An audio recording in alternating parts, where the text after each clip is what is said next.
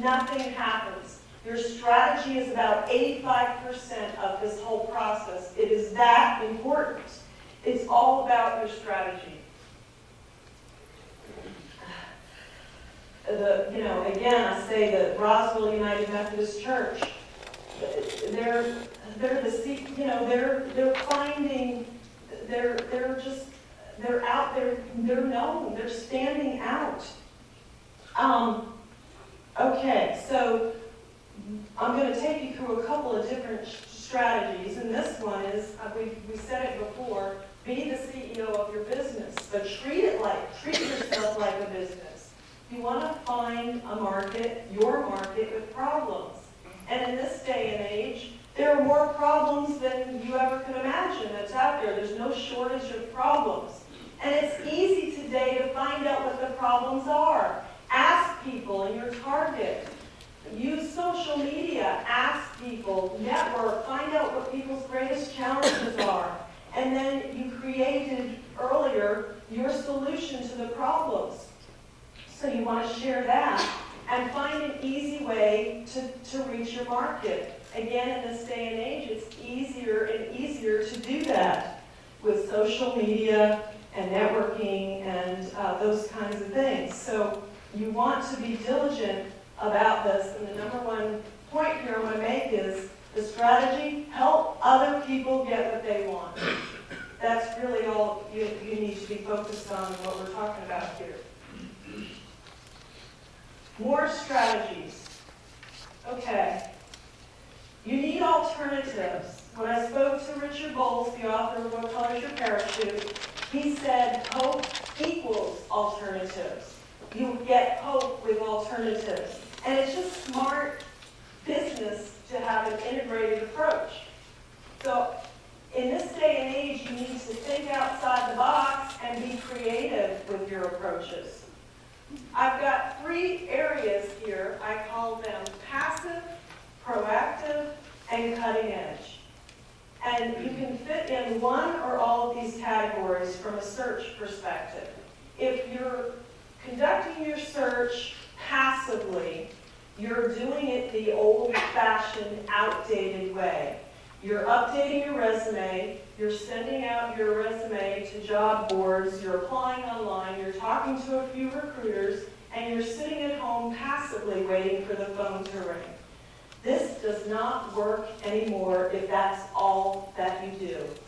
Now I put 10% of your entire job search spent on that, but really I need to change that to maybe 3 to 5% as an integrated scenario.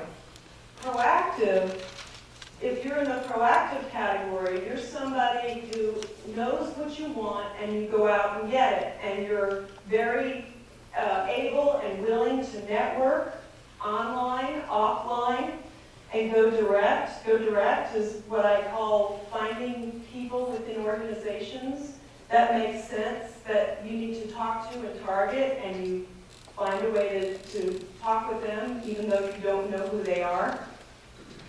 And then the cutting edge category is really where I'd like, eventually, you long term, you need to get in this category.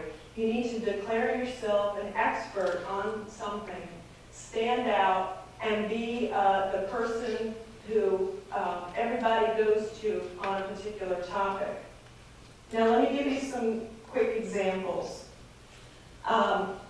There was a woman who was a training manager. She lost her job from Coca-Cola. And she conducted a job search in the passive category. And she got 1 interview in 6 months. And I told her that that result was outstanding based on the strategy she was using. 1 interview in 6 months was phenomenal. But she wanted a job. So we redesigned her strategy to add proactive.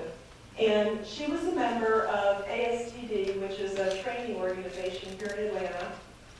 And they had 900 members.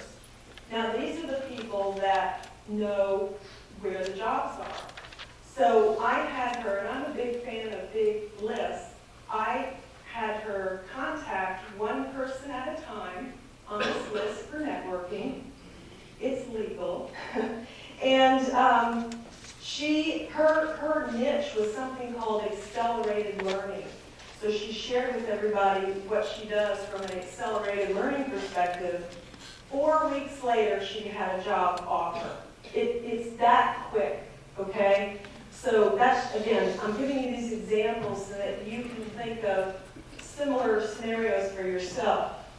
Another woman, her niche was loyalty marketing.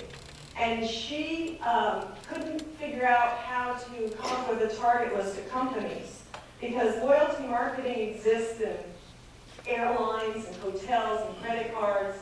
So for her, we had to go to LinkedIn.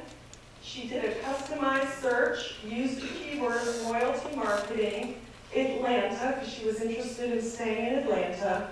And she came up with a list of several hundred people that had something to do with loyalty marketing. And again, this was a target for her to go direct and contact these people and set up a time to meet with them and find out what was going on in Atlanta, in their organizations with loyalty marketing. Another person who he wanted to transfer from software sales into pharmaceutical sales. Now, to transfer into pharmaceutical sales later on in your career is one of the most difficult things to do. They like to hire them young and out of college, but he was determined. And his creative idea was to go down to Piedmont Hospital and stand in the corridor between the parking lot and the hospital, and anybody that walked by with a briefcase wearing a suit, he knew was the pharmaceutical rep. And boy, he had the personality and the ideas to get this type of position. And he was good, I'll tell you. And he's been a pharmaceutical rep now for the last couple of years, and he's one of their top producers. So that strategy was really an out-of-the-box way of doing it. An example in the cutting-edge category, I know a person who was a recruiter for Microsoft. And this person was very subject matter expert, cutting edge. He spoke, his passion had to do with technology in the recruiting field. And so he was always speaking at recruiter events about technology. And he was writing blogs and he was building relationships and everybody knew him. When he lost his job at Microsoft, he let his network know. And I swear to God this is true. In 48 hours, he got 5 job offers. They were offers. He didn't even have to interview. And he went away for 4 weeks on vacation to figure out which offer he was going to take. That's where I want all of you to be.